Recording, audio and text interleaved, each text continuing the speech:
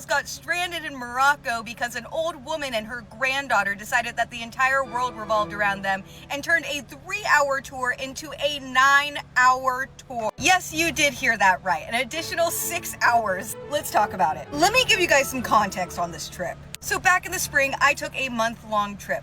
Most of that trip was spent solo backpacking Europe. Another part of that trip was spent on a 15-day cruise. Say what you want about cruises, it's not my preferred mode of travel, but the deal was too good. Say what you want, but with the final price of the cruise, I paid about $20 per day for food, drink, and all of the ports. Not my preferred mode of travel, but I'm gonna take that deal any day. So we both start off solo traveling. She goes to Paris, I go to Lisbon and kind of float my way around there. And so right before I got on this boat, right, I was experiencing the highest of high. The beauty of community and culture and walking within it and being able to talk to people from all around the world. And then I got on a giant ship with a bunch of old white Americans. I'm not gonna lie, I looked at my friend as soon as we got on that boat and I said, I think I might get off. Because before we even left the dock, I already heard an old white man complaining about how they were speaking Spanish in Spain and how he couldn't understand them. And I had also gone out in Barcelona until 6 in the morning, the day of technically. And we had to be on the boat by like 11. So I was short wire.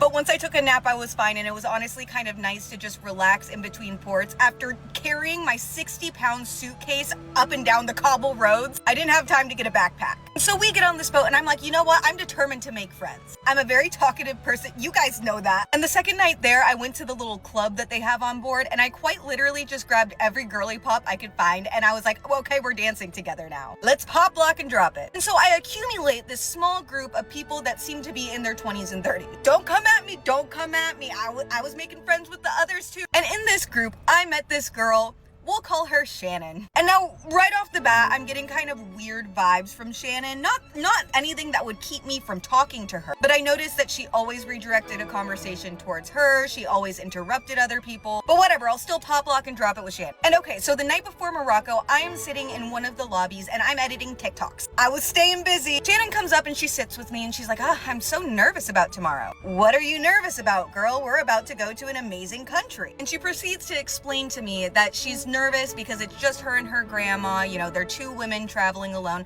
So I get it, I can sympathize. Though I tend to have a little bit of an invincibility complex when I travel, especially when I travel alone. I understand the apprehension that comes with going to a new place that you don't know anything about. That's why you do research. Now, my man had booked us a tour with a local Moroccan man. It was supposed to be a private tour, and it is supposed to be a 3-hour tour. That is why she chose it. We docked in Morocco at 8 in the morning. We had to be back on the boat by 6 p.m. And that is why my friend had booked a 3-hour specific tour. So we still had time to go around on our own and explore on our own afterwards with ample time to get back to the ship. Because I don't know if you know how cruise ships work. It's kind of like a plane. If you don't make it back on the boat at the time that they say you need to be back on the boat by, they're leaving you. I end up mentioning the tour to Shannon and I'm like, hey, I get it. We have this private tour. It's not too expensive. It's with a local. It's only gonna be 3 hours. So if you wanna go all of us girls together, like, we got you, girl. I don't want any women to feel unsafe. Really? Okay, great. I'll book it now. I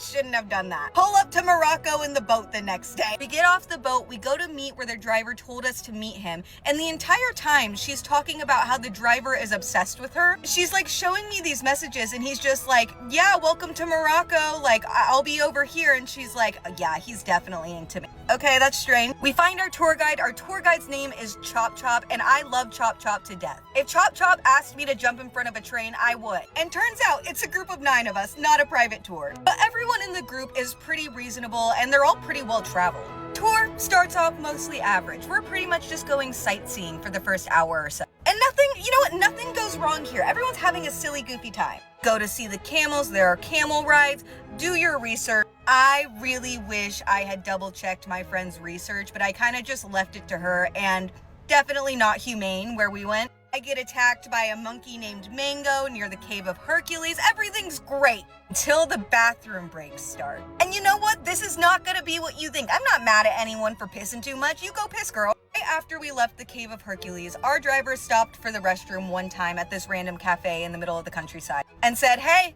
we're about to be doing a lot of walking. Please use the restroom now. People that needed to go got off the van. They went to use the restroom. Guess who didn't? Guess who got a sweet treat instead? Which again, not hating girl, I wasn't thinking anything of it at this point. Still have like an hour and a half left of the tour, no big. Drive to, I believe it was the Museum of Kibas. We're supposed to only walk around for like 45 minutes, an hour or so they could take us to another market. And I tell you, this girl and her grandma kept going missing. Be trucking along, following Chop Chop, and all of a sudden Shannon and her grandma would just disappear. Happened about like 5 to 6 times, and then we'd have to take like 5 to 10 minutes as a group to regroup and go look for them, because it turns out they would just be in a random store or market and just not tell anyone. So at this point it's around noon and the tour started at 9. So it's been 3 hours. But we still have a stop, and Morocco is very hot and very humid, so we were all ravenous. Talked to our tour guide. He was like, are you guys okay extending just a little bit so I can show you this other thing that you guys paid for? And we were all like, yeah, what's another hour? But we need to get food. He's like, okay, we'll get food, but on the way to food, does anyone want any Moroccan products, like skin products? And we're like, yeah, you know what? We could do a brief stop. No one's that hangry yet. But we followed Chop Chop into this little pharmacy, and guess who's missing? Guess who's missing? Shannon and her grandma. So he's like, you know what? You guys just go sit down, listen to what the guy has to say, and then I'll go find them. I don't know how to explain this vibe, but basically this guy was like lecturing us on different like Moroccan skin products and what they help. Different teas and herbs and spices and what their benefits are. He would pass whatever it is around the room so we could either try it on our own skin or sniff it. I don't know how legit it is, but all I'm gonna say is my skin has been phenomenal since, and I've only used products from them. This is like a 30-minute presentation, okay? And we are all sat, we are listening intently. 15 minutes in, this guy had gone through about 10 different products, and guess who comes walking in? Oh, not just walking in, they walk in, and remember the guy that was giving a lecture, you know, speaking to everyone, the entire group as a whole, because we came as a group? They start just interrupting him mid-sentence and asking if they have random products. He's like, okay, you can sit down. He goes through like the last 10 products, and at the end, he's like, okay, I'm gonna go through these products by name, and you just raise your hand if you want one, and I'll come give it to you. I shit you not. All 10 products, the 10 products that they missed because they were meandering about the streets of Tangier, they asked multiple questions about. Raises up one of the oils and is like, who would like this? A bunch of us raise their hands, and she's like, what does that do? What is that? How does that benefit? Like, how does that help? Are there any health benefits? Well, this guy's also trying to be like, okay, and how many do you want? And you raised your hand. Yeah, the health benefits are them asking questions about the thing that they missed out on because they chose to divert from the group took about 10 extra minutes. We finally finish up and we are famished. And it is important to note that before we went to this pharmacy, we passed another bathroom. Want to know what Chop Chop said? Chop Chop said, this is going to be your last chance to use the bathroom for a while, so I use it now. They were both there when he said that, and they both chose not to use the bathroom. So we exit this pharmacy and we're like, Chop Chop, please give us some food. He's calling. Also, Chop Chop knows everyone in Tangier. I'm not kidding. Every stranger we walked across was like, hey! So Chop Chop is making some calls. He calls a restaurant. He's like, I got us in, don't worry. And we still have another stop after food. It is close to 1 p.m. at this point. As we're about to walk to the promised land, to authentic Moroccan food, guess what Shannon said? Chop Chop, we actually really need to use the bathroom. Could you find us a bathroom? And I say, hey! Not actually like that. At this point, I was on a short wire and I was over it. And so I say, hey, you can wait until after we get food. I'm sure there will be bathrooms there. And she's like, my grandma just really needed to use it. I was like, yeah, there was a bathroom back there. And there was a bathroom before. And there was a bathroom before that one too. Your lack of using the resources that are quite literally available to you and being handed to you is not my problem.